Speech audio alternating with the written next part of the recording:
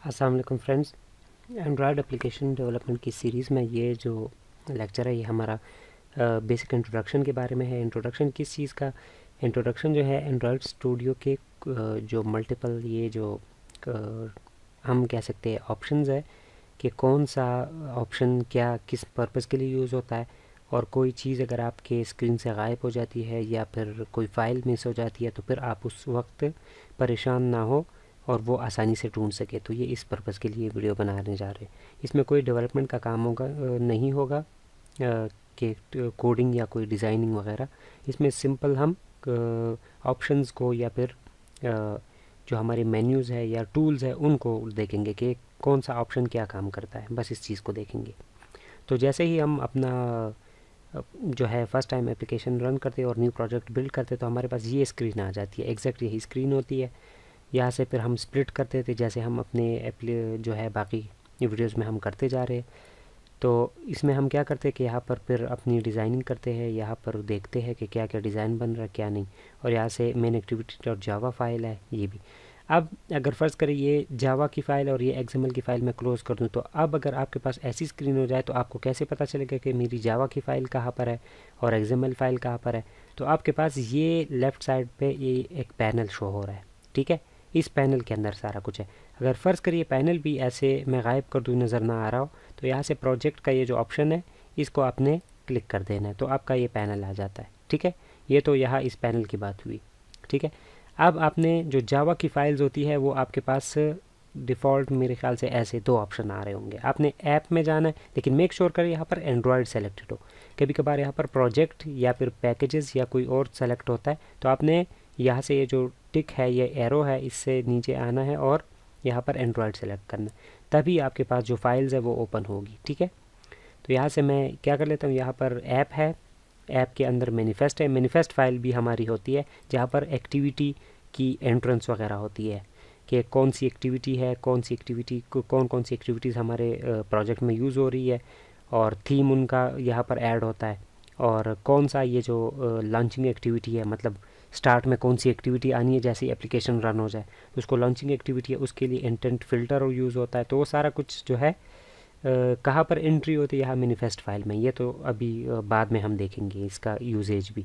Permissions वगैरह भी हम यहाँ पर ऐड करते हैं मैनिफेस्ट में, जैसे नेट की परमिशन हुई या क्या नाम है फ़ोन मेमोरी या एक्सटर्नल एसडी कार्ड वगैरह की रीड राइट की परमिशन, तो वो हम यहाँ पर ऐड करते हैं, ठीक है। तो ये तो मैनिफेस्ट फाइल हुई। यहाँ पर इसके बाद यहाँ ये जो जावा का फ़ोल्डर है इसको मैंने क्लिक किया, यहाँ पर हमारे पास 3 पैकेजेस आ रहे हैं, या 3 आप जो है छोटे छोटे ये जो फोल्डर्स नज़र आ रहे होते हैं इनको पैकेज कहते हैं। तो ये 3 हमारे पास आ रहे होते हैं। हमने ये जो सिंपल वाला है ऊपर वाला, एक के साथ एंड्रॉयड टेस्ट लिखा हुआ है, एक के साथ सिंपल टेस्ट लिखा हुआ है, लेकिन ये जो बिल्कुल अकेला ये जो com.example.my एप्लीकेशन, ये जो पैकेज का नाम लिखा हुआ है ये हमने यहाँ से एक्सपैंड कर देना। एक्सपैंड जैसे एक्सपैंड करेंगे तो यहाँ पर जितनी भी हमने एक्टिविटीज़ बनाई होती है या जितने भी हमने क्लासेस वगैरह बनाई होती है तो यहाँ पर हमारे पास मौजूद होती है, ठीक है। तो यहाँ से मैं जैसे ही डबल क्लिक करूँगा तो मेरी एक्टिविटी मेरे पास ओपन हो गई, डॉट जावा वाली फ़ाइल, ठीक है। ये तो जावा का जो पोर्शन था वो मैं बता रहा हूँ। अगर मैंने नई एक्टिविटी स्टार्ट करनी है इसी के अंदर दूसरी एक्टिविटी, तो यहाँ से ही मैं इसी पैकेज पे राइट क्लिक करूँगा, ठीक है, और यहाँ से मैं जाऊँगा न्यू में और नीचे जाऊँगा और यहाँ पर एक्टिविटी, और जो भी एक्टिविटी स्टार्ट करनी है, बेसिक एक्टिविटी हो चाहे एम्प्टी एक्टिविटी हो, जैसे हम अभी तक करते आ रहे हैं, तो यहाँ से जैसे क्लिक करेंगे तो बाकी काम वही है जैसे हम न्यू एप्लीकेशन के लिए एक्टिविटी स्टार्ट करते हैं, तो ठीक है। इसके बाद अगर हमने अब एक्सएमएल फाइल खोलनी हो तो यहाँ रिसोर्सेज का फोल्डर है, इसके अंदर कई सारे ये जो फोल्डर्स हैं ना इनके भी अपने अपने यूसेज है, लेकिन पहले हम लेआउट में जाते हैं। यहाँ पर हमारी एक्सएमएल की फाइल्स सारी आती है। लेआउट के अंदर सारी जितनी भी एक्सएमएल की फाइल्स होती है वो यहाँ पर आती है, जो लेआउट के रिलेटेड हो वो फाइल्स एक्सएमएल की, ठीक है। ड्राइबल का फोल्डर है, यहाँ पर हमारे पास 2 एक्सएमएल की फाइल्स पड़ी हुई है। जो हमारा लॉन्चर आइकन होता है, मतलब जैसे ही हम अपनी एप्लीकेशन को इंस्टॉल कर लेते हैं तो डिवाइस के अंदर वो कोई शेप होती है, उसकी कोई आइकन होता है, उसको लॉन्चर आइकन कहते हैं। तो उसका बैकग्राउंड और उसका जो फॉरग्राउंड है ऊपर जो उसका लोगो होता है और बैकग्राउंड के ऊपर जो कलर होता है उनकी एक्सएमएल फाइल्स है ये दोनों। इसके अलावा हम इमेजेस वगैरह वो भी इधर डालते हैं इस ड्राइबल के फ़ोल्डर में, इमेज वगैरह हो तो लेआउट के अंदर हम लेआउट्स वगैरह डालते हैं या लेआउट्स ऐड कर सकते हैं यहाँ से न्यू, और यहाँ से लेआउट रिसोर्स फाइल, ठीक है, ये करते हैं। मिप मैप के अंदर हमारे पास जो है मिप मैप का जो फोल्डर है इसमें हम क्या करते हैं कि इसमें हमारे पास ये आईसी लॉन्चर आइकन, जो लॉन्चर आइकन होता है उसकी कई सारी जो है टाइप्स होती है। को राउंड, कुछ आपने देखा होगा एंड्रॉयड में कुछ राउंड आते हैं, कुछ स्क्वायर शक्ल में आते हैं, कुछ थोड़े ओवल शक्ल के होते हैं, शेप के थोड़े से बड़े करके होते हैं कुछ, ठीक है। तो ये सारे हैं यहाँ पर इस वक्त जो है इसमें एक स्क्वायर वाला जो है उसकी लॉन्चर आइकन जो है उसके लिए सारी जो है फाइल्स मौजूद है। यहाँ पर वो आइकॉन्स है, जैसे ही मैं डबल टिक करता हूँ तो ये देखिए आपको दिखाई दे रहा है। तो ये भी हम कैसे चेंज वगैरह करते हैं, कौन सा आइकन किधर डालना है, ये भी हम देखेंगे अपनी सीरीज़ में आगे। लेकिन फ़िलहाल जो है, और ये राउंड है तो ये राउंड शेप में होगा, ठीक है।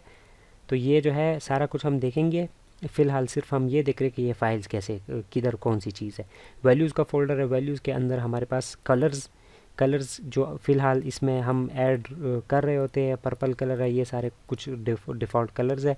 इनके अलावा अगर हम अपना कलर यूज़ करना चाहते हैं तो सिंपली ये टैग यहाँ से उठा के यहाँ पर पेस्ट कर देंगे, और यहाँ से हम आगे जब यूज़ करेंगे तो इस पर जो है मज़ीद बात करेंगे। माई कलर का नाम मैंने दे दिया, माई कलर, इसका नेम दे देना, और यहाँ से इसकी जो है XML वैल्यू, वो यहाँ से कोई भी वैल्यू आप पहले डाल दें, और यहाँ से इस बटन को टिक कर दें, तो यहाँ से कलर चूज़ कर ले जो भी कलर आपने। और अगर आपके पास XML उसकी जो वैल्यू है, अगर आपके पास उसकी वैल्यू है ये हेक्सा में, तो वो भी आप यहाँ डाल सकते हैं। जैसे मैंने चूज़ किया है आप उस तरह चूज़ भी कर सकते हैं। और अगर आपके पास किसी जगह से आपने कॉपी की हुई है वैल्यू, तो यहाँ सिंपली हैश और वो वैल्यू पुट कर दे, तो बस आपके पास कलर ऐड हो जाएगा और फिर आप उसको यूज़ कर सकते हैं। तो ये कलर के बारे में था। string.xml में हम ज़्यादातर स्ट्रिंग्स वगैरह ऐड करते हैं, ये भी उसी तरह ही है। यहाँ से मैं सिंपली इसको कॉपी करता हूँ, नाम मुझे देना पड़ता है। यहाँ पर मैं नेम दूंगा माई स्ट्रिंग, ये मैं जनरल आपको बता रहा हूँ खाली। और स्ट्रिंग के अंदर क्या स्ट्रिंग होगी, तो this is just a testing string. और ये भी हम क्यों यूज़ करते हैं ये भी मैं आपको जो है वीडियोस में बताऊंगा साथ इंशाल्लाह, कुछ वीडियोस में, ठीक है। तो ये जब हम हार्ड कोडेड वैल्यू यूज़ ना करें तो उसके केस में हम यूज़ करते हैं। जैसे यहाँ पर ये हार्ड कोडेड वैल्यू है, ठीक है, ये हेलो वर्ल्ड, ये हार्ड कोडेड है, ये डबल उसके अंदर है, कोड्स के अंदर, और ये जो है ये प्रेफर नहीं की जाती। तो आप डबल कोड्स के अलावा यहाँ पर डायरेक्ट @ स्ट्रिंग्स, जो अभी हमने स्ट्रिंग बनाई है, और स्लैश माई स्ट्रिंग, जो मैंने नाम रखा था उस नाम से स्ट्रिंग। जैसे आप इसको एंटर करेंगे तो आप यहाँ पर स्क्रीन पर देखेंगे कि हेलो वर्ल्ड के बजाय अभी हमारे पास जो हमने स्ट्रिंग उधर लिखी थी आगे डिस्क्रिप्शन में, तो वो स्ट्रिंग यहाँ पर शो होगी। और इससे फ़ायदा ये होता है कि ज़्यादातर हम एक ही यही वाली स्ट्रिंग 1000 जगहों पर अगर यूज़ कर ले, मिसाल के तौर पर 10 जगहों पर मैंने यूज़ कर ली, तो मुझे सिर्फ अगर कल को स्ट्रिंग चेंज करनी है तो मैं strings.xml फाइल में यहाँ पर चेंज करूँगा और सेव कर दूँगा, तो तमाम जगहों पर वो सेव हो जाएगी। लेकिन अगर मैं यही हेलो वर्ल्ड यहाँ पर भी लिखूँ, अगली जगह पर भी टेक्स्ट व्यू, अगली जगह पर भी टेक्स्ट व्यू, और सारी टेक्स्ट व्यूज़ की जगह पर मैं स्ट्रिंग्स डाल दूँ, और कल को मुझे चेंज करना हुई तो मुझे हर टेक्स्ट व्यू के अंदर चेंज करना पड़ेगा। तो इस वजह से स्ट्रिंग्स वगैरह हमें ज़रूरत इस वजह से पड़ जाती है। तो ये स्ट्रिंग का जो है फ़ोल्डर था, ये वैल्यूज़ का फ़ोल्डर। इसके अंदर थीम्स का फ़ोल्डर है। थीम से हमारे पास कौन सा थीम यहाँ फ़िलहाल चल रहा है, कौन सा थीम यूज़ हो रहा है, कैसे कैसे इसमें एडिटिंग कर सकते हैं, कौन सा कलर थीम का जो कलर है वो कौन सा है, कौन सा कलर किस चीज़ को डिनोट करता है, ये यहाँ पर हम टेस्ट करते हैं। फ़िलहाल सारा कुछ जो है डिस्कस करेंगे हम, लेकिन फ़िलहाल जो है हम सिर्फ इस फोल्डर्स की बात कर रहे हैं। ये हमारे पास ग्रेडल है। ग्रेडल्स में ज़्यादातर हम ये जो नीचे वाला ग्रेडल है, ये वाला मॉड्यूल, ये ऐप, ये वाला भी यूज़ करते हैं। ये वाला क्यों, ये वाला ज़्यादा हम इसलिए यूज़ करते हैं क्योंकि हमने डिपेंडेंसीज़ वगैरह जब भी ऐड करते हैं तो यहाँ पर हम ऐड करते हैं। ऊपर वाला कभी कभार हम यूज़ करते हैं कुछ कुछ जगहों पर, ठीक है। तो ये हमारे पास ग्रेडल है, और जो भी हम डिपेंडेंसी या कोई चीज़ नीचे ये इस ऐप वाले में यहाँ पर ऐड कर देते हैं, फिर यहाँ पर सिंक नाउ का ऑप्शन आता है तो हम ग्रेडल को बिल्ड कर लेते हैं। बस ये जो है इसमें है। तो ये भी हम देखेंगे कि डिपेंडेंसी जब हम ऐड करेंगे। सेकंड नंबर पर हमारे पास रिसोर्स मैनेजर है। के कौन कौन से रिसोर्सेज फ़िलहाल हम यूज़ कर रहे हैं, ड्राइबल के अंदर क्या क्या इमेजेस है, एक्सएमएल्स कितनी बनी हुई है फाइल्स, लेआउट्स वगैरह वो यहाँ पर होती है। ये देखिए कलर, यहाँ पर लेआउट्स, यहाँ पर मिप मैप, कौन से लॉन्चर आइकन्स वगैरह यूज़ हो रहे हैं वो यहाँ पर लेआउट मैनेजर के अंदर भी आते हैं हमारे पास। स्ट्रक्चर है, स्ट्रक्चर में सारा जो, ये मैं हाइड कर लेता हूँ, स्ट्रक्चर को मैं जब आ जाता हूँ तो स्ट्रक्चर के अंदर ये जो एक्सएमएल फाइल फ़िलहाल खुली हुई है ना, इसके अंदर क्या स्ट्रक्चर है, इसका पेरेंट कौन सा है, मेन पेरेंट हमारे पास कंस्ट्रेंट लेआउट है, उसके अंदर क्या क्या चीज़ें यूज़ हो रही है, तो एक ट्री की फॉर्म में हमारे पास हायरार्की बन रही होती है। इसको हाई एक्सपेंड और कोलैप्स भी कर सकते हैं हम। तो ये इसका स्ट्रक्चर होता है प्रोजेक्ट का, क्या क्या चल रहा है इसमें, ठीक है। ये भी हो गया। फेवरेटीज़, फेवरेटीज़ में हम वगैरह जो है बुकमार्क्स वगैरह या स्टार किसी जगह पर लगा देते, या हम जो है मिसाल के तौर पर यहाँ पर ब्रेक पॉइंट लगाना चाहते हैं, जैसे ये रेड कलर का हो गया, तो ये जैसे ही मैंने लगा दिया वहाँ पर भी ऐड हो जाता है। तो ब्रेक पॉइंट्स हम ऐड कर लेते हैं कि सिर्फ प्रोग्राम रन हो तो ये वाली लाइन रन हो जाए। तो ब्रेक पॉइंट्स जो जो भी हम डालते हैं तो यहाँ पर ऐड हो जाएंगी, और कौन सी लाइन पर है, तो जावा की लाइन ब्रेक पॉइंट है, और मेन एक्टिविटी जावा के अंदर 12 नंबर लाइन पर, ये इसका जो है इंडिकेशन है। तो ये ब्रेक पॉइंट्स ये यूज़ नहीं होते इतने, लेकिन टेस्टिंग वगैरह के लिए कोई एरर सर फाइंड करना हो तो उस दौरान हम ये ब्रेक पॉइंट्स वगैरह चेक करते हैं, फ़्लो को चेक करने के लिए। अच्छा, अब उसके बाद जो है नीचे इस ये बिल्ड वेरिएंट का भी जो है बाद में जो है हम डिस्कस करेंगे, क्योंकि इसका इतना यूज़ नहीं होगा। लॉग कैट यूज़ होगा ज़्यादा से ज़्यादा। लॉग कैट इसलिए क्योंकि यहाँ पर हमारे पास जो एरर्स वगैरह है, या फिर हम जो है डीबगिंग के दौरान कोई मैसेज जो है शो करना चाहते हैं, तो वो मैसेज जो है हम यहाँ पर टेस्टिंग के लिए कि हमारी एप्लीकेशन वर्क कर रही है कि नहीं, तो यहाँ पर एरर्स है, इन्फो है, बाकी चीज़ें है, डीबग है, तो वो हम इधर अपना जो है जो टैग हमने यूज़ किया होता है वो डाल देते हैं। जैसे माई टैग लाजमी नहीं है, लेकिन मैंने वैसे ही लिखा है, तो हम यहाँ पर टैग डाल देते हैं और सर्च का बटन, और जैसे ही एप्लीकेशन रन करते हैं तो यहाँ पर जो एप्लीकेशन रन हो रही थी, कौन सी फाइल कैसे चल रही है, वो सारा कुछ इधर शो हो रहा था लॉग कैट के अंदर। तो ये होता है, ये हम यूज़ करेंगे। बाकी जो है सारा कुछ हम साथ साथ डिस्कस करेंगे क्या हो रहा है क्या नहीं।